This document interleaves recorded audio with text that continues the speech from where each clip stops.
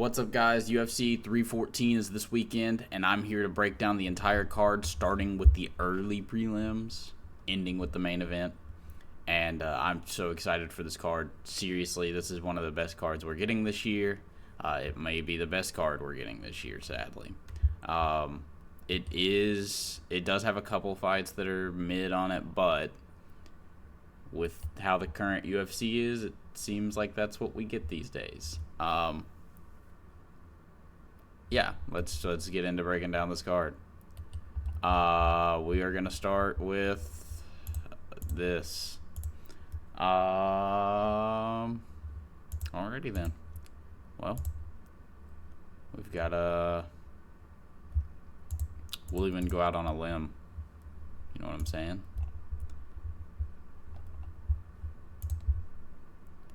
All right, moving into the first fight of the night, we've got Tresean Gore versus Marco Tulio. I just don't think Tresean Gore is experienced enough nor good enough to beat Marco Tulio. The dude has lost to Cody Brundage and Brian Battle. The Cody Brundage loss, the one being that sticks out very badly because Brian Battle is at least a ranked fighter at this point. Marco Tulio came in, dispatched E. Horpataria as he was supposed to. He has finished, a good bit of his fights. And I think he's going to get the finish in this fight. I believe it'll be I want to say first round finish. But, yeah. That's what I'm thinking. First round. Yeah, I've got first round finish. And we will be moving on to the next card. I just think that Tresean Gore is he's not a UFC level caliber fighter, and Marco Tulio is. So he should dispatch of Tresean Gore fairly easily. We'll move on to the next fight of the night. We've got Sumer Durjai. Sumer Durjai versus Mitch Raposo. Raposo, unimpressive in his first fight against, I think it was, Andre Lima. Although he did come close to beating Andre Lima. Lima's on a different level than Sumer Durjai, who has lost three of his, last three fights, including one to Charles Johnson, which, if you lose to Charles Johnson in the flyweight division, I just consider you a bad fighter. And he's also lost to Tim Elliott and Matt Schnell, which should really stand out to you. I'm going to pick Mitch Raposo based on any upside at all of having a potential good career. It may be something that backfires because he is very small for the flyweight division, which blows my mind. How are you small for the flyweight division? But I've got Raposo. I think he's going to get it done in round number 2, I think. Yeah. Maybe decision. He is a flyweight. He's a flyweight. I don't know. Sumer Durjai is just not... He's not a tough individual. I feel like Raposo's ground game, he'll be able to get it to the ground, smash Sumer Durjai, maybe get a TKO. But I guess I'll go with him being able to survive, make it to decision against the great Mitch Raposo. Moving to the middleweight division, we've got Cedricus Dumas versus Mikhail Olisejczuk. I think that Mikhail Olisejczuk has fought high-caliber fighters outside of Shara Bullet his entire career. And Cedricus Dumas has fought nobodies. One loses to good fighters, one loses to nobodies. I will be leaning towards Mikhail Olisejczuk. I think he has the better finishing potential as well. He did drop Kevin Holland. Similar frame to Cedricus Dumas. Fumbled the finish, but Holland is hard to finish, hard to drop in general. So I think that Olisejczuk dropping him is a pretty good sign for him. I will be picking Olisejczuk by round 2 KO. I think that he'll get the job done fairly easily. Maybe with a little bit of tentativeness from Rodriguez in the first round. I think that he'll not want to get into many of the exchanges, because I think that Mikel Olisejczuk's the much better of the two fighters, in striking especially. This is one of those fights that I was talking about that you just don't know why they're here. But moving on to Darren Elkins versus Julian Erosa. I guess they've both been picking up wins in the UFC in 2024.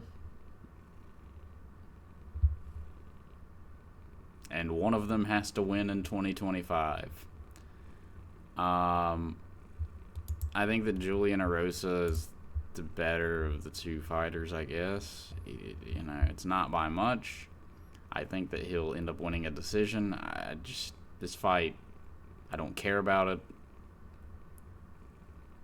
Yeah, it might be fun to watch, but it's just not one that has any meaning at it or in it at all. And Erosa's probably the better fighter. He'll probably be able to keep it at range. He is taller, longer, lankier, but Darren Elkins takes damage well and wrestles.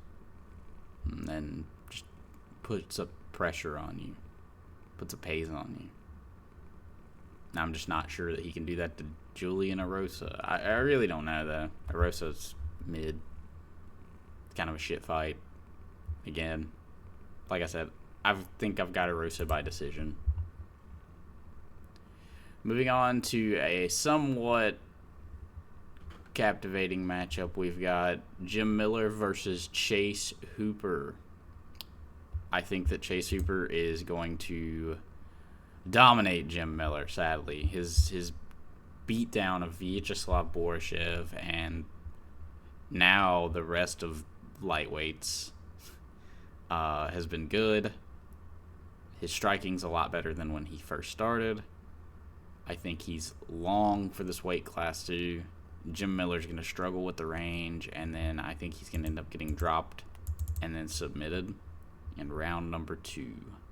I think that Chase Hooper is evolving. He's doing very good. He's only 25 years old too, and he actually is improving rather than some other fighters that you'll see, like Raul Rosas Jr. No, I'm just kidding. He's improving. It's just not at the same rate, it seems, as Chase Hooper. But, yeah, I've got Chase Hooper. I think that Jim Miller's just too old at this point, sadly. Too slow. His reflexes aren't as there. And Hooper's big for this weight class. Like, he's a big kid. Striking's very solid.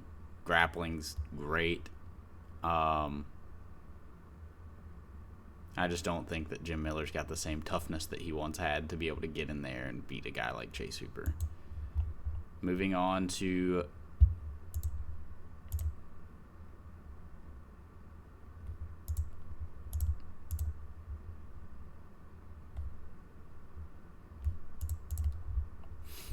the featherweight division, we have Dan Ige versus Sean Woodson.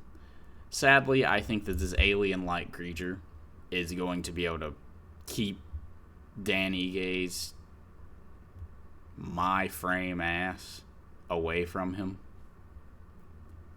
Like we're talking a 5'7", like this is featherweight, and there is a 6'2" alien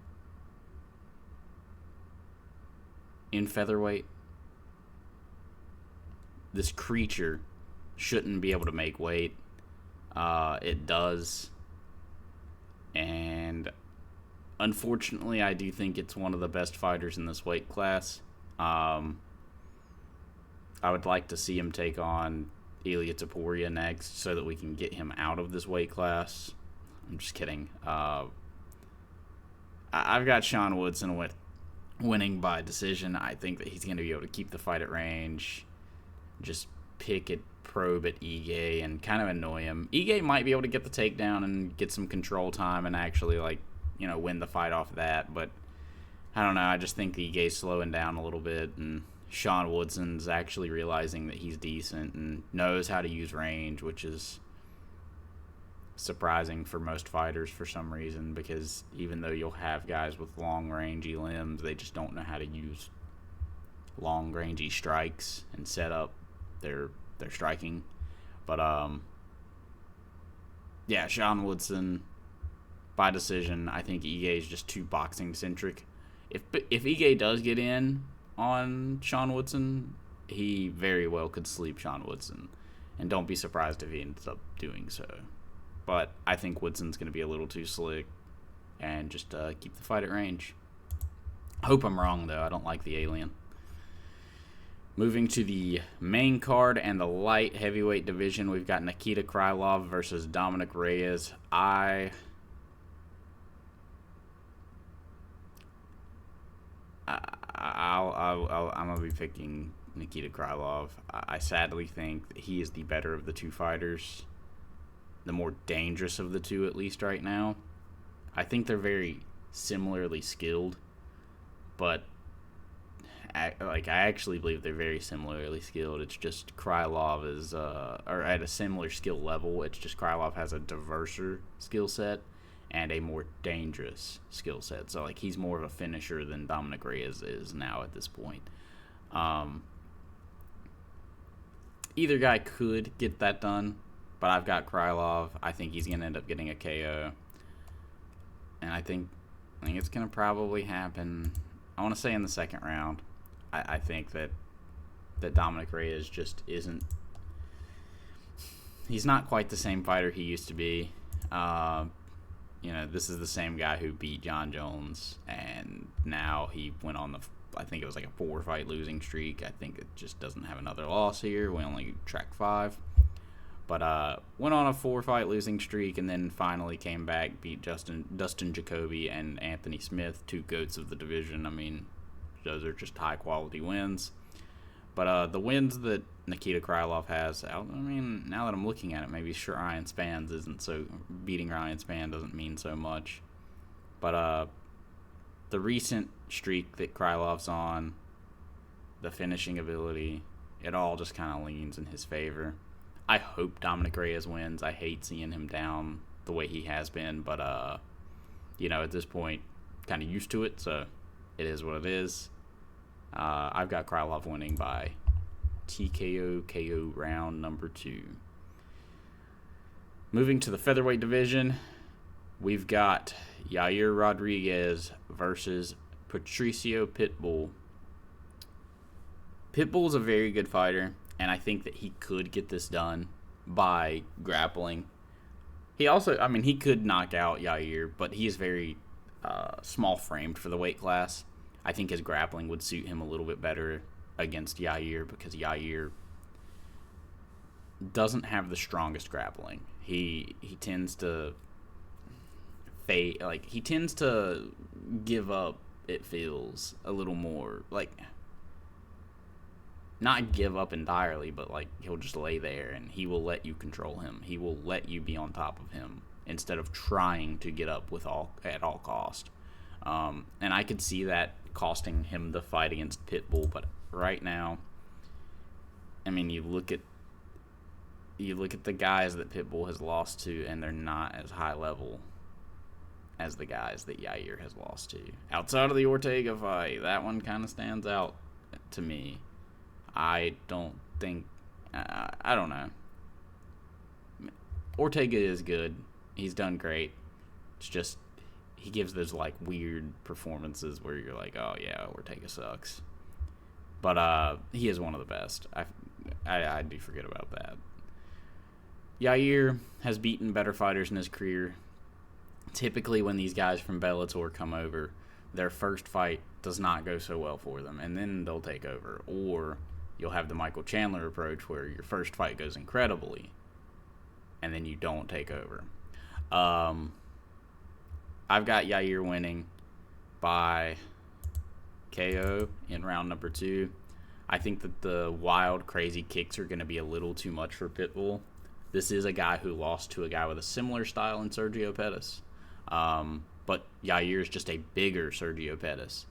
So I think that his style is going to mean problems for Patricio. He is big and rangy for the weight class, too. Like, Patricio really has to deal with that kind of problem. And being able to get in on Yair is a little easier said than done, especially for a guy with Patricio's frame. But that's why I'm picking Yair. Bryce Mitchell versus Gene Silva. Massive, massive fight in the featherweight division. Gene Silva, a huge favorite, on a big win streak. Bryce Mitchell going 1-1 and 1-1 in his last fights. He's won 3 out of his last 5. Fighting high-level competition every single time except for the Kron Gracie fight. That is the one that like stands out. That you're like, well, that's not a great win. But I mean, hey, he won that fight. Like, if he had lost it, we'd be talking a lot of shit about Bryce Mitchell. A lot more, I guess. It's crazy to see this. The 77%. Gene Silva's a massive favorite. He beat Melsik Bagdasarian, beat Drew Dober, beat Charles Jourdain. But Charles Jourdain was taking him down over and over. That worries me for Gene Silva. I think that the better grappler, when you have that kind of thing, will typically win. I think Bryce Mitchell ends up getting the fight down to the ground, and I want to say that he wins by sub, but at the same time, I'm just not sure that he can set up submissions as well, like, in the UFC as well as he can. Like, I know he can set up submissions very well, but like, I mean, you see it. He's a decision kind of fighter outside of his fight against Kron Gracie, who isn't an MMA fighter. I'm going to be picking Bryce Mitchell by decision. I think John Silva, everyone's acting like John Silva's the ranked fighter of the two. Bryce Mitchell has beaten really good fighters. That's a fact. John Silva has beaten some good fighters, but we just don't know his level. And I do think, even though he stepped up to lightweight and did very well against a guy like Drew Dober, Drew Dober's not the biggest framed guy at lightweight. He's muscly, but he didn't try to grapple John Silva. He struck with him, and that can be a cause for disaster. Like, I mean, if Bryce goes in there and tries to stand with John Silva, he's gonna pay the price, I think, for it. But if he goes in there and mixes his game up the way that he typically does, and the way he fought against Edson Barbosa and Ige, I mean, shit, even the way he fought against Topuria, he got Topuria down. He just needs to not fight the way he did against Emmett, and I think he should win this fight pretty handily, honestly. I think he will be handing Gene Silva his first loss in the UFC. I think it'll be massive. Like, I think this will be the most, one of the funner fights of the night, in the sense of you'll be on the edge of your seat waiting to see if John Silva can get it done. Moving on to the co-main event, we've got Michael Chandler versus Paddy Pimblett. I think that Paddy Pimblett is a good fighter. I think he's very good, but I'm just not sure if he can get it done against Michael Chandler. And I know that a lot of people are picking Pimblett to win by KO, but his striking is really not great. And the biggest thing that he's going to be able to use against Chandler in this fight, I think, are going to be leg kicks, and his ability to, circle out, use leg kicks. His chin hangs up in the air when he throws, and there's one combination that I worry about that Jared Gordon was landing over and over, and it was a right hook to the body and then a left hook upstairs. And if you go back and watch that fight, it was landing consistently for Jared Gordon. And if you go back and watch Michael Chandler's fights, he likes to step right hand, step through, and throw his left hook upstairs. And I think that's how he's going to end up beating Paddy Pimblett. I hate to say it, but I think that Michael Chandler will end up KOing Paddy Pimblett. I think he's the better of the two fighters. Or not the better of the two fighters. I think that he is more explosive. He is more dynamic. I know he's a lot like he has lost all of his fights, and I guess this is me picking the guys who have lost to better fighters versus the guys who have beaten not the best fighters. I'm sure that's gonna backfire, but I just don't see as to where Pimblett gets the fight to where he can win it. I don't think he wins a decision. This is a 5-round fight. Michael Chandler did very well in round 5 against Charles Oliveira, albeit he did cheat and he did. But at some point he just said, "Fuck it, I'm going to just strike at this guy and attack him," and yeah, it ended up almost paying off for him pretty devastatingly. I think he gets the job done against Paddy Pimblett. I think he gets it done in round. I don't want to say in round number 1. I feel like that's a bit too much, but I don't know. Like, I'm not saying Chandler's due for a win. He is 38 years old. He's almost 39. It's tough to pick him. I can easily see Paddy Pimblett winning this fight, but at the same time, I can see him getting his hand raised, but I can't see how he wins the fight. I guess I should say. I can see exactly how Michael Chandler wins this. That right hook to the body, left hook upstairs. You would imagine that that Pimblett has, trained for that, but you can't take that into consideration when it comes to MMA fighters. You can't take them into, you can't take into consideration them training for anything, them being smart. Look at what happened with Joe Anderson Brito versus Pat Sabatini.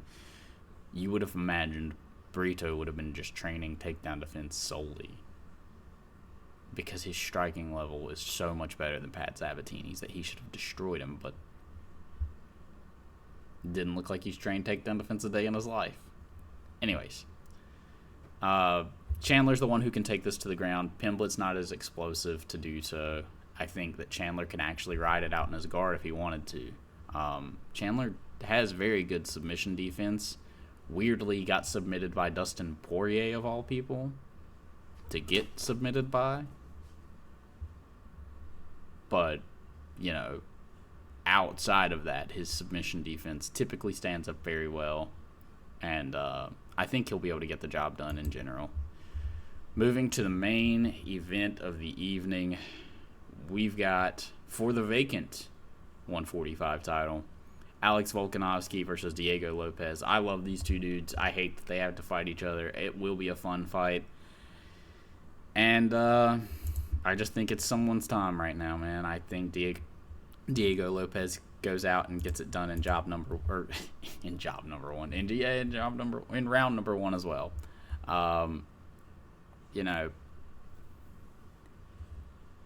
Diego's power, it's serious. He knocked out Brian Ortega with one shot and then woke him up with the other. Ortega was going down to the ground asleep and then got woken up by the next shot. Before he even hit the ground. Ige decision. It was taken on short notice by both fighters. Both fighters took the fights on short notice because Diego had taken a fight against Brian Ortega, I think it was with 2 weeks notice for this fight camp. And Ige had already been preparing for a fight, so it's not like Ige wasn't preparing for something. And it ended up being one of Lopez's worst performances, even though he won the fight on short notice against a guy who he had not trained for. The Sadiq Yusuff fight was great. Pat Sabatini, he destroyed. Gavin Tucker, he destroyed. I just think that right now, Volkanovski, these 2 KO losses in a row are what makes you really question whether he can sit there and pick and probe at range and not get touched once again. Ilya's a great setup artist into how he lands his strikes, and it's why it really only took him. He lost the majority of the fight, but only needed to land one clean shot. And I can see that being the same exact case. Diego Lopes just having less setup than Ilia Topuria. But his aggressiveness and his thing of when you tag him rushing in, I can see that playing against him where, Volk tags him with a good shot and backs out. And then when Lopes starts rushing forward with his hook rush that he does, Volk double-legging him. I can see that happening. Volk could win this fight by decision. He could win this fight by TKO, ground and pound, I think.